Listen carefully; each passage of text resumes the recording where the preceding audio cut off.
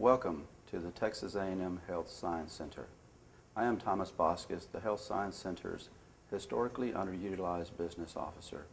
As a faculty or staff member of the Health Science Center, you may be responsible for making or approving purchases, and if you are already familiar with the historically underutilized business program, or HUB, you have probably been encouraged to include historically underutilized businesses or HUBs in the procurement process.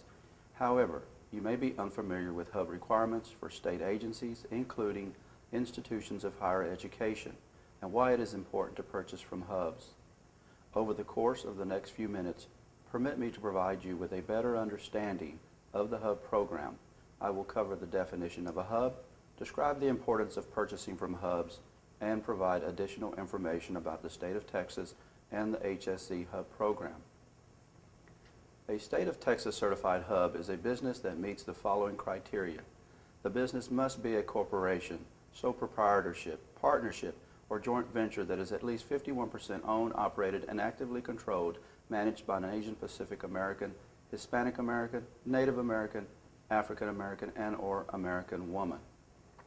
The business owner must be citizens of the United States and Texas residents. Resident aliens are not eligible. The principal place of business must be located in Texas.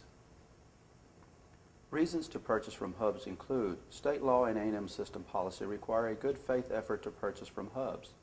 Poor HUB performance can lead to loss of state funding and negative audit findings.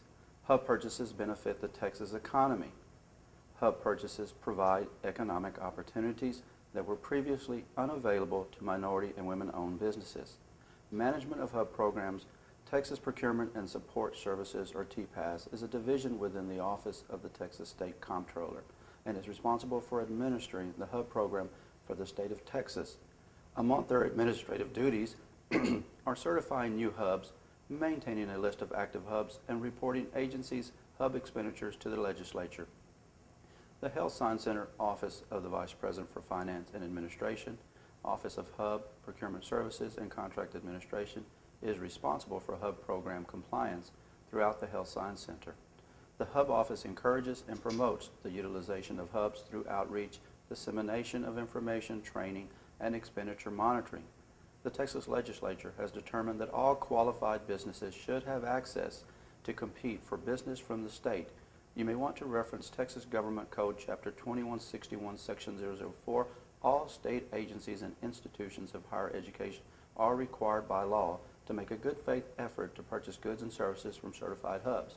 A good faith effort includes the following: plan purchases in advance to ensure adequate time is given for vendors to bid, avoid unreasonable bidding restrictions, avoid proprietary and or sole source bid specifications, ensure that specification terms and conditions are clearly stated and do not impose unreasonable or unnecessary contract requirements, make an earnest attempt to extend procurement opportunities to minority and women-owned HUBs.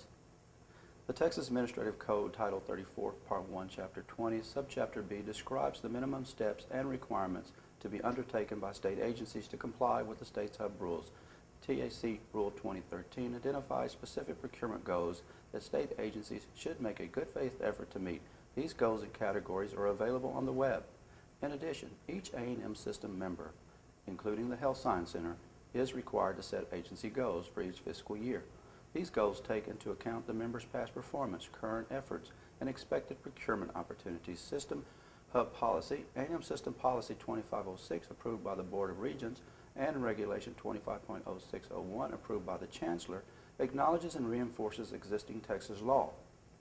System Policy 2506 states that every system employee responsible for conducting business with outside vendors has the responsibility of making a good faith effort of ensuring that HUBs are afforded an equitable opportunity to compete for all procurement and contracting activities of the system. Consequences of poor HUB purchasing: state agencies and institutions of higher education are required to report their HUB participation expenditures semi-annually and annually. TPAS compiles reports that list and compare the performance of various state entities. These statistics are available on the web.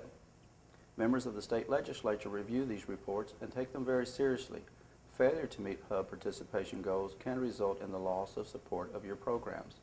During the A&M system budget process, the Chancellor examines all HUB performance and CEOs are required to discuss their performance and justify any shortfalls.